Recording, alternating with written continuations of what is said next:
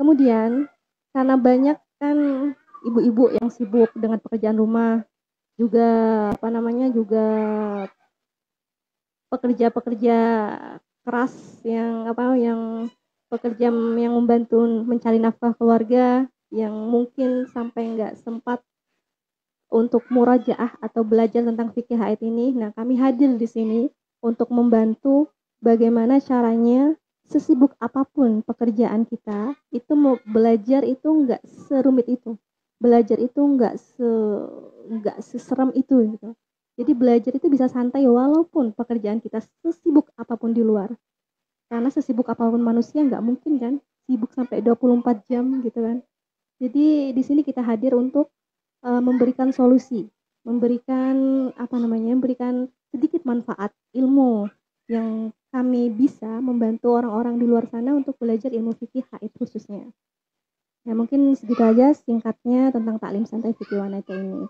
Dan semoga teman-teman bisa memahami taklim yang akan kita bahas nanti di sesi berikutnya, kemudian dipraktekkan pada diri sendiri, dan semoga bisa menyampaikan ilmu tersebut ke orang-orang sekitarnya, ke tetangga misalkan, atau keluarganya, ke teman-temannya. Semoga itu sih tujuan kami. Jadi menyebarkan ilmu yang sudah kita dapatkan. Itu aja mungkin ya, pembukaan sekilas tentang taklim santai. Kita akan lanjut biar nggak kemalaman, dan takutnya kejadian kayak kemarin malam lagi. Jadi kita antisipasi jangan terlalu bertele-tele. Gitu aja. Kita akan baca kemudian kitab Matan Ghayah Takrib. Seperti yang sudah dijelaskan tadi bahwa ini adalah kitab dari karangan Imam Al-Qadhi Abu Suja. Beliau ini adalah orang hebat yang menguasai dalam ilmu fikih. Beliau subhanallah mengarang kitab yang begitu ringan, begitu mudah dipahami. Bahkan kalangan pemula pun, di kalangan pesantren, santri-santri yang baru masuk pesantren, ketika baca kitab ini dan diartikan sama para ustadz atau ustadzah-ustadzahnya, itu bisa dipahami karena kata-katanya sangat mudah dan kata-katanya itu nggak yang jelibet, nggak yang berat untuk dipahami sama santri-santri pemula. Nah, semoga dengan kita membaca kitab ini kita mendapatkan berkah, kita mendapatkan manfaat dari pengarang khususnya, dan semoga dengan ini juga Rasulullah juga senang dengan kita. Langsung aja ya. Qala al-musannif rahimahullahu ta'ala wa nafa'ana bihi wa bi'ulumikum fid dharain amin. Bismillah, faslun. Wa yakhruju minal farji thalathatu dima'in. Dan keluar dari kemaluan seorang wanita itu ada 3 macam darah. Damul haidi wan nifasi wal istihadati. Yang pertama adalah darah haid, wan nifasi, dan yang kedua darah nifas, dan yang ketiga itu darah istihadah. Jadi darah yang keluar dari kemaluan seorang wanita itu ada 3 macam. Enggak keluar dari 3 macam ini. Yang pertama itu darah haid, kedua darah nifas, yang ketiga darah istihadah. Fal haidu huwa ad-damul khariju min farjil mar'ati ala sabilis sihha min ghairi sababil wiladah. Haid itu adalah darah yang keluar dari kemaluan seorang wanita dengan cara yang sehat atau dengan cara yang normal tanpa sebab melahirkan. Nah, di sini dikatakan bahwasanya darah haid itu adalah darah yang keluar dari kemaluan seorang wanita dalam keadaan yang sehat. Artinya bukan dalam keadaan darahnya yang enggak sehat atau bukan dalam keadaan tidak normal. Di sini maksudnya dalam ilmu fikih yang darah penyakit itu adalah istihadah. Min ghairi sababil wiladah, tanpa sebab karena melahirkan. Itu maksudnya kalau darah yang sebab melahirkan itu bukan darah haid namanya. Namanya adalah darah nifas. Walaunuhu aswadu muhtadimun ladza'un. Dan warnanya darah haid itu hitam muhtadim itu terasa panas, ladza'un yang membuat perut nyeri. Nah, dalam kitab Matan Ghoyah wa Takrib ini cuma disebutkan darahnya warna hitam aja. Nanti di materi kita akan mempelajari bahwasanya darah haid itu ada 5 macam. Yang pertama ada darah hitam. Yang kedua, darah merah. Yang ketiga, darah merah kekuning-kuningan atau biasa dikenal dengan darah coklat. Yang keempat, darah kuning. Yang kelima, darah warna keruh. Nah, untuk warna darah ini ada cerita. Jadi pada zamannya Abu Hanifah, itu beliau lagi duduk-duduk di masjid bersama para santrinya. Tiba-tiba ada seorang wanita datang ke masjid, duduk di hadapan beliau dengan membawa sebuah apel. Sebuah apel. Jadi buah apel dia di tangannya. Dia di apel itu ada 2 warna. Jadi sebelah satu sisinya warna merah, sisi yang lain warna kuning. Lalu tanpa mengatakan sesuatu, tiba-tiba wanita itu memberikan apel tersebut kepada Imam Abu Hanifah. Setelah diambil sama Imam Abu Hanifah, pun tanpa berkata apa-apa, Imam Abu Hanifah tiba-tiba membelah buah apel tersebut menjadi 2. Setelah itu dikembalikan lagi ke wanita tersebut. Setelah itu wanita itu keluar dari masjid. Nah, santri-santrinya ini bingung. Ini maksudnya apa? Tanpa bicara sepatah kata pun, wanita datang membawa buah apel. Setelah itu Imam Abu Hanifah membelah apelnya. Setelah itu selesai masalah. Ini apa maksudnya? Jadi gitu kan. Lalu beliau bertanya kepada Imam Abu Hanifah, maksudnya tadi itu apa, wahai Imam Abu Hanifah? Jadi Imam Abu Hanifah menjawab, dia datang ke sini itu mempertanyakan masalah darah haid. Jadi dia kadang-kadang mengeluarkan darah haid warna merah, kadang-kadang warna kuning. Jadi kan apelnya tadi kan sisi satu sisi warna merah, sisi yang lain warna kuning. Nah, dia tanya, mana yang menjadi darah haid, mana yang suci di antara darah itu, merah sama kuning, mana yang haid, mana yang suci. Lalu kata Imam Abu Hanifah, aku membelah apel tersebut dengan mengatakan maksudnya dia suci ketika bersih atau ketika warnanya putih, tidak ada apapun, tidak ada noda apapun. Kan ketika dibelah apelnya itu kan apel di dalam itu kan putih, maksudnya itu. Jadi aku bermaksud adalah selama dia belum putih bersih seperti dalamnya apel ini, maka dia masih dalam keadaan haid. Gitu. Itu menunjukkan bahwasanya seorang perempuan idi wan nifasi adalah darah. Seorang wanita mengeluarkan darah haid itu 6 atau 7 hari. Wa aqallun nifasi lahdatun. Dan paling sedikitnya masa nifas itu adalah sebentar, sekejap mata. Wa aktaruhu situna yauman.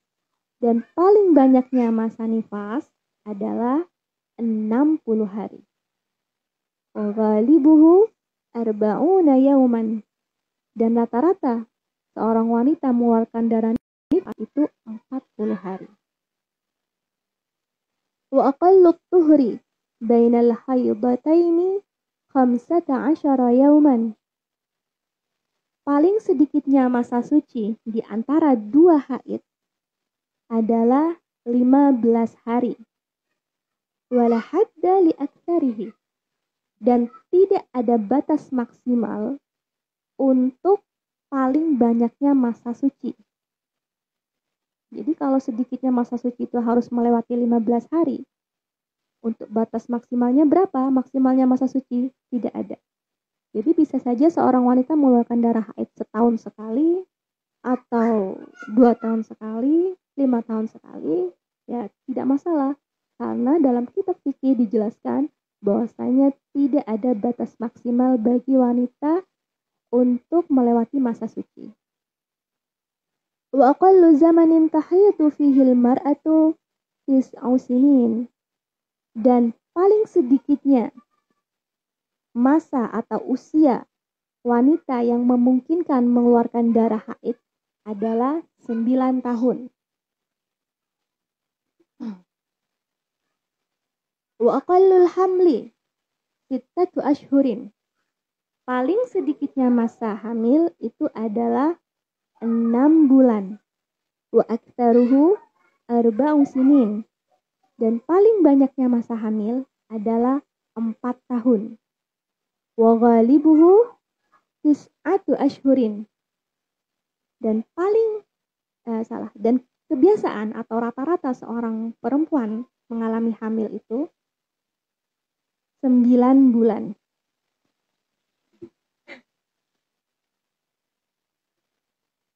Di sini ada cerita unik juga. Kita kan tadi sudah membaca kitab, di sini dijelaskan bahwasanya paling sedikitnya masa hamil itu 6 bulan. Iya. Jadi, kesimpulannya, kalau ada seorang wanita setelah dia melakukan akad nikah lalu melahirkan setelah 3 bulan misalkan, maka bisa dipastikan anak itu tidak bisa dinasabkan kepada ayahnya. Karena naudzubillah itu berarti dari hasil zina. Naudzubillah min dzalik. Allah yahfaz. Terus di sini ada cerita unik. Jadi namanya Khariqul Adah. Ada sebuah karomah dari Habib, karomahnya Habib Abdurrahman bin Muhammad Al-Jufri. Jadi beliau itu dari dari Sewun. Sewun itu dua kota di dekat kota Tarim. Jadi beliau ceritanya itu beliau diminta seorang pejabat. Jadi kayak Sahibud Daulah itu bisa diartikan seorang pejabat ya, orang penting di kota itu. Jadi seorang pejabat meminta kepada Habib Abdurrahman ini untuk menikahi putrinya. Setelah itu, Habib Abdurrahman ini mengiyakan lalu menikahi perempuan tersebut. Nah, setelah itu hamil perempuannya. Hamilnya itu sudah 6 bulan. Jadi setelah pernikahan 6 bulan maksudnya kan. Setelah ketika 6 bulan itu hamil selama 6 bulan kan. Tiba-tiba sama yang Sahibud Daulah tadi, sama pejabat yang tadi, ayahnya berarti kan, ayah yang perempuan ini minta sama Habib Abdurrahman agar dicerai si perempuannya. Kata Habib Abdurrahman, ya kalau emang itu maunya antum gitu kan, maunya ayahnya, baik, saya akan mencerai, tapi dengan syarat. Aku ingin anaknya itu. Aku ingin anak yang ada dalam perut istrinya. Aku ingin memindahkan anak yang dalam perut istriku itu. Yang Sahibud Daulah ini, yang pejabat ini yang nggak terlalu mengerti maksudnya apa. Ya udah diiyakan aja gitu kan. Iya. Ya Bib. Ya udah setelah itu cerai. Lalu beliau menikah lagi dengan perempuan. Nah, ketika mau menikah itu bilang sama keluarga yang perempuan ini, aku setelah menikahi perempuan ini akan memindahkan anakku ke perut calon istrinya. Jadi kalian jangan mengatakan perempuan ini anak yang dihasilkan bukan dari hasil pernikahan, jangan kata gitu. Karena anak ini adalah anakku yang akan aku pindahkan ke perutnya katanya. Ya udah, diiyakan kan. Akhirnya beliau menikah. Selesai malam pertama, besoknya perempuannya yang dinikahin yang baru ini tiba-tiba perutnya langsung besar. Langsung hamil 6 bulan dan setelah 3 bulan berikutnya langsung melahirkan. Tapi ini Khariqul Adah ya, ini karomahnya dari Habib Abdurrahman bin Muhammad Al-Jufri. Ini subhanallah. Ini karomahnya ini sudah jadi Allah bisa melakukan sesuatu yang di luar di luar di luar akal kita, asalkan Allah mau, tapi ini sebuah karomah dan itu jarang terjadi. Ini terjadinya pada Habib Abdurrahman Al-Jufri. Kemudian dikatakan di sini bahwasanya paling banyaknya masa hamil itu 4 tahun. Heran nggak sih kita? Kok bisa sampai 4 tahun masa hamil itu? Nah, perlu diketahui bahwasanya Imam Malik itu ada di dalam perut ibunya 2 tahun. Terus juga ada cerita bahwasanya Imam Malik itu punya tetangga, tetangga yang tetangganya itu suaminya orang soleh dan istrinya juga wanita soleha. Jadi bukan orang bukan orang yang neko-neko gitu kan, bukan orang yang nggak baik gitu. Karena tetangganya itu orang baik, orang soleh, dan istrinya juga orang wanita soleha. Dan dia hamil 3 kali. Perempuan ini tetangganya Imam Malik hamil 3 kali. Ketiga-tiganya itu hamil 4 tahun. Jadi kalau di total 12 tahun berarti ya. Jadi setelah 4 tahun lahir anak pertama, kemudian hamil lagi 4 tahun anak yang kedua, setelah itu hamil lagi 4 tahun anak yang ketiga. Jadi totalnya 12 tahun beliau hamil dengan 3 anak. Subhanallah. Nah, juga ada cerita juga. Jadi ini 4 tahun itu jadi diambil dari dalil apa gitu kan? Dalilnya mana? 4 tahun paling lamanya masa hamil tuh 4 tahun, dalilnya dari mana? Dalilnya dari Istiqra di sini. Jadi juga ada cerita juga. Jadi ada seseorang datang ke Imam Malik bin Dinar. Jadi seorang laki-laki ini datang ke beliau, datang minta doa. Wahai Imam, doakan. Ada seseorang, istrinya lagi hamil 4 tahun. Mohon didoakan wahai Imam gitu kan, wahai Imam Malik bin Dinar. Akhirnya didoakan sama beliau. Setelah didoakan, siapa yang laki-laki ini pulang bilang sama yang laki-laki yang punya istri tadi, yang istri yang 4 tahun itu hamil, kamu gitu kan, kamu cepat kamu pulang sana, pulang, coba lihat istrimu tuh. Akhirnya dia pulang ke rumahnya. Setelah pulang ke rumahnya, ternyata dia balik lagi ke yang laki-laki tadi. Dia lagi gendong seorang anak yang usianya kira-kira 4 tahun dan sudah ada giginya. Subhanallah. Berarti itu dalam perut ibunya 4 tahun itu sudah istilahnya sudah agak besar gitu kan, udah agak besar, umur 4 tahun, anak 4 tahun gimana sih besarnya, dan sudah ada giginya. Insyaallah. Nah, jadi itulah mungkin bisa diambil hikmahnya, ini ceritanya luar biasa. Jadi dulu mungkin kenapa sampai 4 tahun gitu ya, sampai 2 tahun, karena dulu kan zamannya nggak secanggih zaman sekarang. Sekarang kita udah ada operasi sesar, alat-alatnya udah canggih luar biasa, Masya Allah. Dulu kan nggak ada yang kayak gitu. Jadi mereka tandanya 9 bulan, 10 bulan nggak ada perasaan mau melahirkan. Belum ada kontraksi-kontraksi, tanda-tanda melahirkan. Ya jadi biarin aja, ditunggu aja sampai setahun atau 2 tahun, 3 tahun, 4 tahun. Setelah itu ya keluar brojol gitu ya. Jadi gitu. Sekarang alhamdulillah sudah ada, zaman sudah canggih. Kalau ada apa-apa bisa ke dokter kan ya. Kalau disuruh operasi sesar itu yang terbaik, ya itu yang terbaik. Jadi nggak apa-apa. Jadi untuk yang masalah 4 tahun ini, dalilnya dari mana? Yaitu dalilnya dari Istiqra. Lanjut kita baca. Wa yahrumu bil haidi wan nifasi thamaniyatu asya'a. Dan diharamkan bagi orang haid dan nifas itu 8 perkara. As-salatu, yang pertama salat. Was-saumu, yang kedua puasa. Wa qira'atul Qur'ani, yang ketiga membaca Al-Qur'an. Wa massul mushafi wa hamluhu, yang keempat menyentuh mushaf dan membawanya. Wa dukhulul masjidi, yang kelima masuk masjid. Wa tawafu, yang keenam tawaf. Wal wat'u, yang ketujuh wata' atau jima, berhubungan badan. Wal istimta'u bima bainas surrati war rukbati, yang kedelapan bersenang-senang dengan sesuatu di antara pusar dan lutut. Itu 8 perkara yang diharamkan bagi wanita haid dan nifas. Wallahu a'lam bishawab. Alhamdulillah kita sudah menyelesaikan membaca kitab Matan Ghoyah wa Takrib khusus bab haid. Semoga bermanfaat, semoga bisa diambil hikmahnya, semoga khususnya untuk kita yang sudah mendengarkan ini mendapatkan ilmu yang barokah berkat pengarang, juga berkat kitab yang luar biasa ini.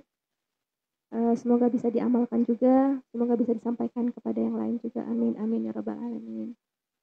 Mungkin cukup sekian dulu. Kalau ada pertanyaan khusus yang hadir ini silahkan ditanyakan di grup.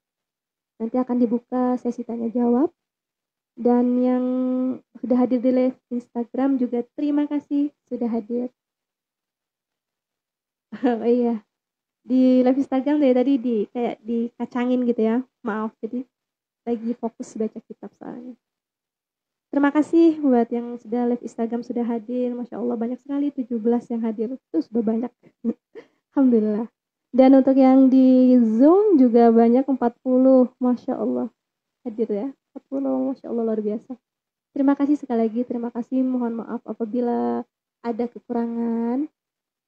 Apabila ada kata-kata yang salah. Apabila ada kata-kata yang menyinggung. Saya mohon maaf yang sebesar-besarnya karena itu menandakan bahwasanya itu masih lemah, kita manusia yang masih membutuhkan kepada Allah karena tidak ada yang sempurna kecuali Allah dan Rasulnya. Terima kasih kalau emang benar apa yang saya sampaikan ini itu murni dari Allah dan itu adalah ilmu yang saya terima dari guru-guru saya. Semoga pahalanya, semoga kebaikannya, semoga apa yang saya dapatkan, kebaikan yang saya dapatkan itu pahalanya terus mengalir kepada guru-guru saya khususnya yang sudah mengajarkan saya baik dari madrasah, pondok atau kuliah, semoga pahalanya kembali ke mereka semua. Itu bukan berarti karena saya tidak, bukan karena saya pintar apalagi karena saya Masya Allah, enggak, karena saya masih harus terus belajar dengan kalian khususnya. Pastinya saya akan banyak mendapatkan ilmu dari para peserta ini, saya akan lebih banyak belajar lagi. Mohon maaf sekali lagi kejadian kemarin malam yang kurang mengenakan, dan mohon maaf juga kalau malam ini misalkan ada yang kurang enak didengar atau gangguan-gangguan seperti tadi anak saya misalkan si Fatimah tadi masih kecil, dia mondar-mandir di sini, atau seorang anak kecil di luar rumah seperti yang sudah saya jelaskan tadi. Saya rumahnya itu di pondok, jadi rumahnya berdekatan dan otomatis suara-suara itu pasti terdengar. Jadi mohon maaf apabila ada yang kurang enak atau nggak serak di hati saya, mohon maaf yang sebesar-besarnya, minta ridho, minta halal. Cukup sekian mungkin biar nggak kemalaman. Terima kasih sekali lagi, mohon maaf sebesar-besarnya. Wabillahi taufiq wal hidayah, tsumma ridha wal inayah. Wassalamualaikum warahmatullahi wabarakatuh.